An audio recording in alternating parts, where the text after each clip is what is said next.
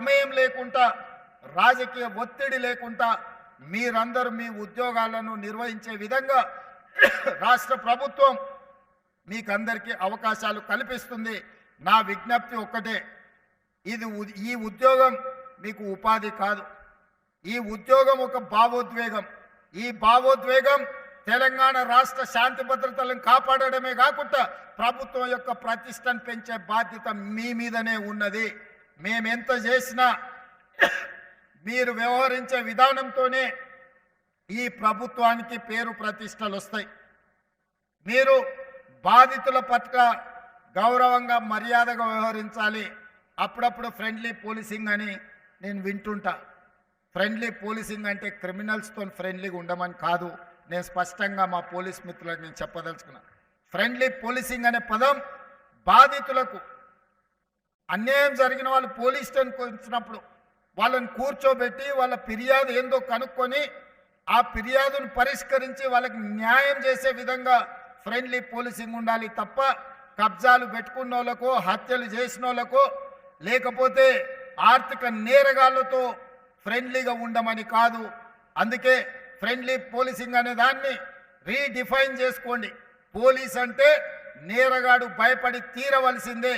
Police పేరు వినిపిస్తే కబ్జాకోరైనా drugs వాడేవాడైనా లేకపోతే చెరువులను కుంటలను నాలాలను ఆక్రమించుకునే వాడైనా లేకపోతే నేరాలు చేయాలన్న ఆలోచన ఉన్నవాడు పోలీస్ పేరు చెప్తే భయపడాలి. వాళ్ళను భయపెట్టండి. బాధితుల పట్ల ఫ్రెండ్లీగా ఉండండి. అప్పుడే నిజమైన పోలీస్ వ్యవస్థకు గౌరవం పెరుగుతుంది. సమాజంలో అత్యధికంగా కష్టపడేది పోలీసు వాళ్ళే, కానీ అత్యధికంగా విమర్శలు ఎదుర్కొనేది కూడా పోలీసు వాళ్ళే. ఇది అందరు పోలీసుల వల్ల రావడం లేదు. కొద్దిమంది పోలీసుల వ్యవహారం అంత పోలీస్ వ్యవస్థకే చెడ్డ పేరు తెచ్చే విధంగా విమర్శల్ని ఎదుర్కొనే విధంగా పరిస్థితులు ఉంటున్నాయి. కాబట్టి ఈ ప్రభుత్వంలో మీకు స్వేచ్ఛ ఉంటుంది. ఈ స్వేచ్ఛ ప్రజాస్వామ్యాన్ని కాపాడడమే కాదు, ప్రజలకు అందుబాటులో ఉండి బాధితులను ఆదుకునే విధంగా ఈ స్వేచ్ఛ మీకు ఉంటుంది. నేరగాళ్ల పట్ల కఠినంగా వ్యవహరించండి. కొంతమంది డాపు దర్పం ప్రదర్శించడానికి పోలీస్ స్టేషన్లకు వచ్చి హడావిడియో చేస్తే చక్కగా తీసి బొక్కలేయండి అని నేను చెప్పదలుచుకున్నా.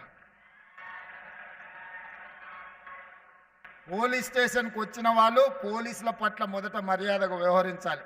పోలీసులు వాళ్ళ పట్ల మర్యాదగా వ్యవహరించడం ఎంత ముఖ్యమో పోలీస్ స్టేషన్కి వచ్చిన ప్రజాప్రతినిధి ఎవరైనా సరే పోలీసుల పట్ల కూడా మర్యాదగా వ్యవహరించాల్సిన అవసరం ఉన్నది. వాళ్ళు అమర్యాదగా వ్యవహరిస్తే మీరు మర్యాదగా ఉండడం వల్ల అది చేతగాంతనంగా కొన్నిసార్లు సమాజానికి సందేశం ఇచ్చిన వాళ్ళం అవుతాము. కాబట్టి ఈ విషయంలో మీకు స్పష్టత ఉండాలి.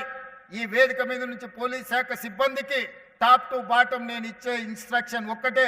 బీయింగ్ అనే chief minister as well home మినిస్టర్గా నేను మీకు ఇస్తున్న ఆదేశం ఒక్కటే, పేదల పట్ల సామాన్యుల పట్ల బాధితుల పట్ల మీరు సానుభూతితో ఉండండి. వాళ్ళ సమస్యల్ని పరిష్కరించండి. Hi everybody, this is Kiriti Damaraju. Like, share and subscribe to Saira TV.